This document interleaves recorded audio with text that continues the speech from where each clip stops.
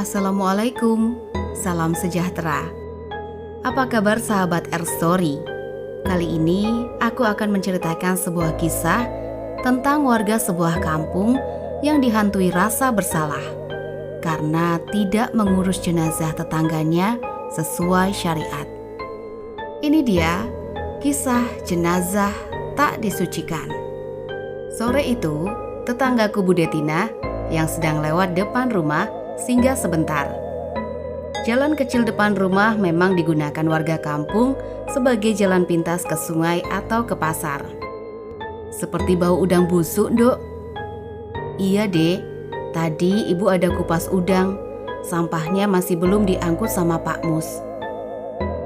Pak Mus adalah tukang angkut sampah di lingkungan kami. Kemarin Bude liwat juga bau busuk, apalagi di situ. Beliau menunjuk halaman rumah Mbak Kasni, tetangga depan rumahku. Terus di lompongan juga banyak lalat.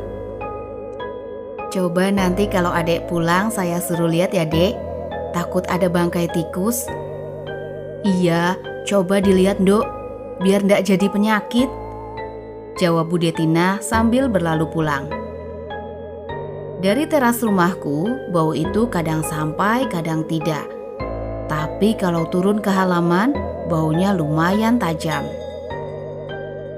Sore itu berlalu begitu saja. Waktu Ayu pulang, aku lupa memberitahunya agar melihat lompongan rumah Mbak Kasni. Lalu pagi harinya, Bude Tina kembali datang ke rumah. Ibu kemana, Dok? Aku segera masuk ke dalam, memanggil ibu yang sedang sibuk di belakang. Melihat ibu, Bude Tina kembali mengeluhkan bau busuk dari halaman rumah Mbak Kasni. Pak Mus subuh tadi udah angkut sampah, tapi bau busuk kok masih ada ya? Apa Mas Hadi atau si Ayu sudah lihat ke sana, Jeng? Saya lupa menyuruh Ayu lihat lompongan Mbak Kasni, Bude. Apa iya bangkai tikus? Tanya ibu. Bude Tina menggandeng tangan ibu masuk ke dalam rumah. Lalu lirih beliau berkata, Mbak Kasni tidak kelihatan 3 harian ini. Dek, entah kenapa hati ini teratapan. Aku memang jarang melihat beliau, Mbak Tin. Biasanya juga tidur di warung. Suara kerekan sumurnya juga ndak dengar, jawab ibu. Sebentar ya, Mbak, aku panggil bapaknya anak-anak dulu. Lalu bergegas ibu memanggil bapak dan memintanya ke rumah Pak Yadi, ketua RT di kampung kami. Bertiga kami duduk di teras menunggu dengan gelisah. Aku menatap rumah Mbak Kasni. Singgup memang, bukan hanya sekarang, tapi dari dulu juga begitu. Tak lama kemudian, bapak, Pak Yadi dan beberapa warga lainnya mendatangi rumah Mbak Kasni. Memanggil dan mengetuk pintu rumahnya. Berkeliling dari depan sampai ke belakang. Lama tak ada sahutan dari dalam. Sepi. Seseorang berteriak, Pak, di dalam sepertinya ada orang tidur di lantai. Tidur atau jatuh ya? Berebut mereka mengintip dari celah gorden jendela depan yang tertutup. Itu Mbak Kasni. Iya, itu Mbak Kasni. Jatuh telentang di lantai. Rumah Mbak Kasni adalah rumah tua. Pintu dan jendelanya terbuat dari kayu jati yang kokoh. Warga kesulitan ketika berusaha mendobrak pintu. Mereka lalu beralih mencongkel jendela. Model jendela dengan 2 tutup yang bisa membuka keluar dan ke dalam. Yang di dalam kaca, sementara yang luar kayu jati. Sepanjang ingatanku, jendela yang membuka keluar jarang sekali ditutup. Akhirnya jendela bisa dibuka paksa. Seorang tetangga masuk, lalu dari dalam dia membuka grendel pintu. Begitu pintu dibuka, bau busuk menyengat tajam. Dari luar kami melihat Mbah Kasni telentang di ruang tengah rumahnya, masih menggunakan jarik dan kebaya. Kepala beliau menghadap ke dapur, sehingga dari luar kami tak jelas melihat wajahnya. Lalu bapak-bapak yang berada di dalam rumah Mbak Kasni tiba-tiba berlarian keluar. Kenapa? Ada apa? Bapak keluar dari rumah Mbak Kasni menghalau aku dan ibu agar tak mendekat. Jangan masuk, perintah bapak.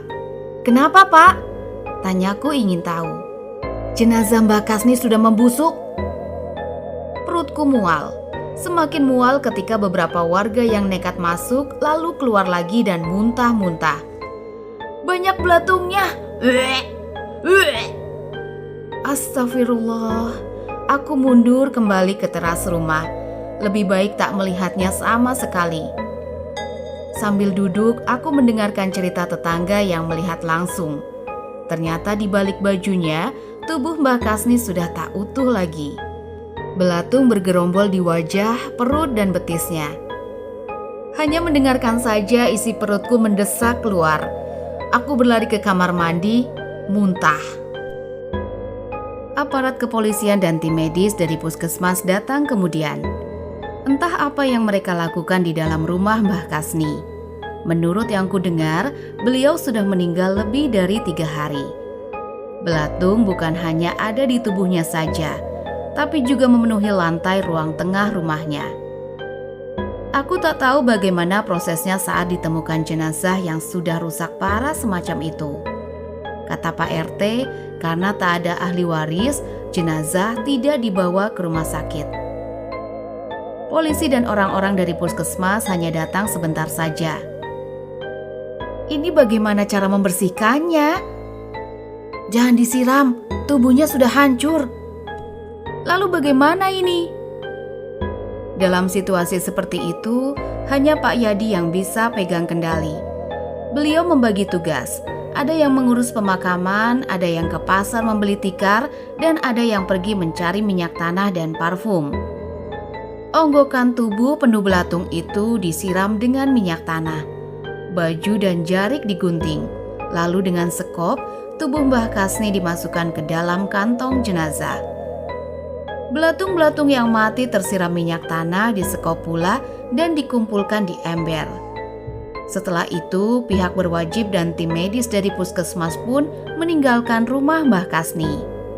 Jenazah Mbah Kasni tidak disucikan, tidak dikafani, hanya menggunakan kantong jenazah dan menggulungnya dengan tikar pandan, lalu dimasukkan ke randa untuk segera dibawa ke pemakaman. Begitu iring-iringan jenazah berangkat, rumah Mbah Kasni disemprot parfum lalu ditutup kembali. Warga pun bubar, sebagian ikut ke makam dan sebagian lagi memilih pulang. Sore yang suram, tak terdengar suara anak-anak bermain. Biasanya setelah mengaji, mereka akan menunggu waktu maghrib dengan bermain di depan musola. Jadi, Mbah Kasni membusuk di rumahnya. Banyak belatung di tubuhnya. Ayu yang baru pulang sekolah terkejut mendengar ceritaku. Aku hanya mengangguk lesu. Seharian aku tak makan, tak lapar pula. Terlalu terkejut dengan apa yang terjadi. Waktu rumahnya ditutup, belatung-belatung itu sampai ke ruang tamu. Cerita Lek Budi, sepupu ibu. Dari mata, mulut, hidung, dan telinga keluar belatung. Juga dari luka di betisnya. Allah. Yang mengusung keranda jalannya cepat-cepat tadi karena belatungnya berjatuhan. Bud, seru ibu dari dapur. Sudah. Aku kan belum tahu, Bu. Ayu tak terima ibu menyuruh Lek Budi berhenti bercerita. Sana lihat sendiri ke rumah Mbah Kasni. Kuncinya ada sama Pak RT.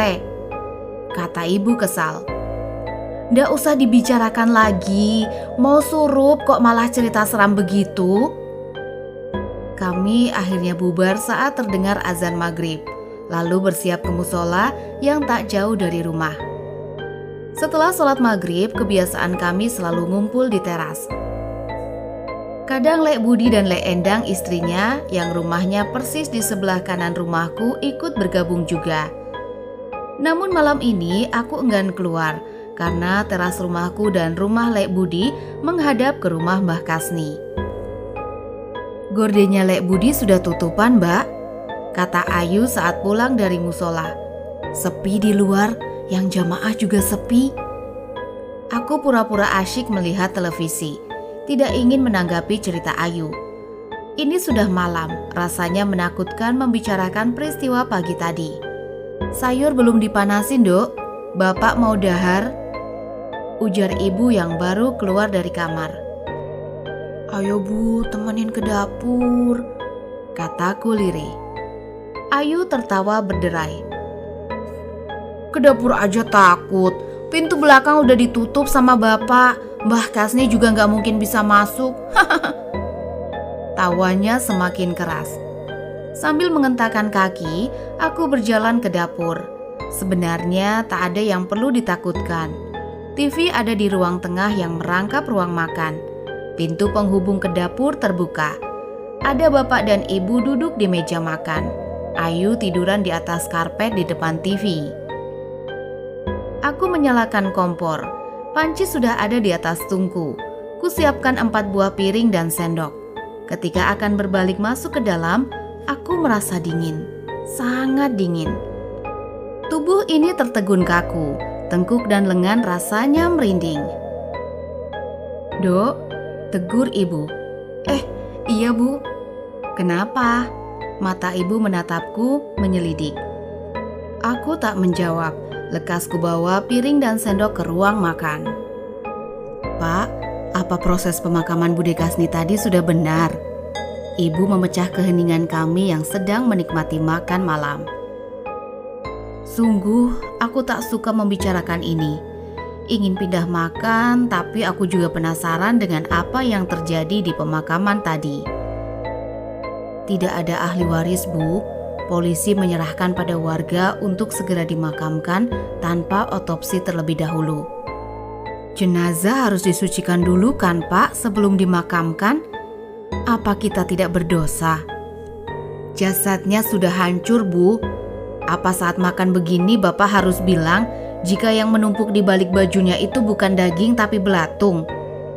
Bapak tampak kesal. Astaga, aku tak sanggup menghabiskan nasi yang tinggal separuh.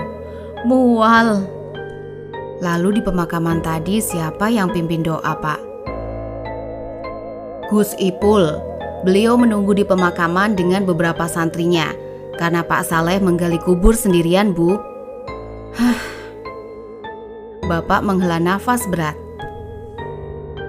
Apa harus ditanyakan juga kenapa Pak Saleh menggali kubur sendirian?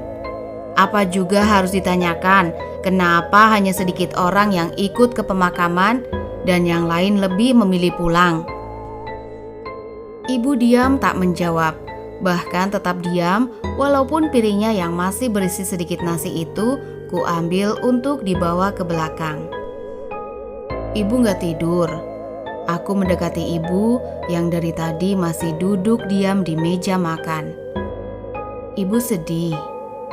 Mbah Kasni pindah ke rumah itu sejak ibu masih kecil. Sampai hari kematiannya pagi tadi, ada satu yang ibu pikirkan.